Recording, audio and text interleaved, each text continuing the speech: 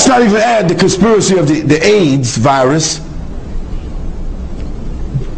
An AIDS virus that is a classic disease that was created in Fort McKinley, United States.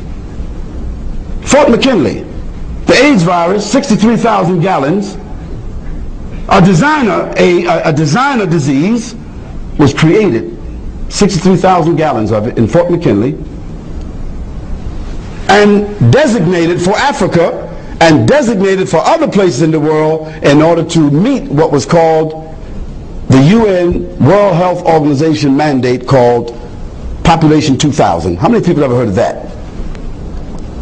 Population 2000 was that by the year 2000, the UN World Health Organization had the mandate to bring the population of the world down by 36 million. To do what? To protect Western civilization, because the greatest threat to Western civilization at that time, in 1971, was the threat of overpopulation of India,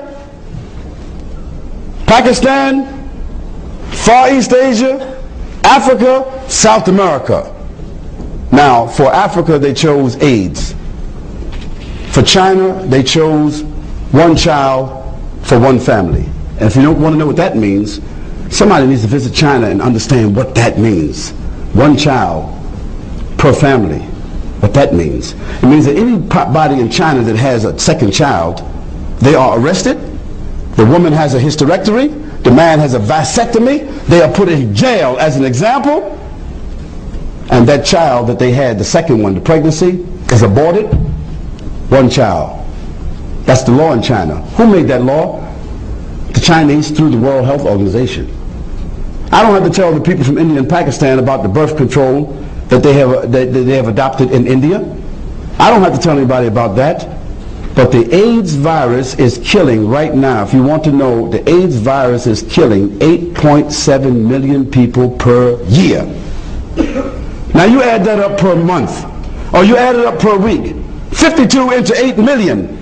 That'll tell you how many people a week are dying in Africa by the AIDS virus, which is a conspiracy. Go on the internet and put in your Google into your search engine, put in there AIDS virus, and put in there smoking gun of AIDS, and see the evidence in the documents. You will be shocked. But most of us, we think that AIDS is in Africa because those are dirty people. They're sexually perversive. They're dirty people. Or we think it came from green monkeys. No.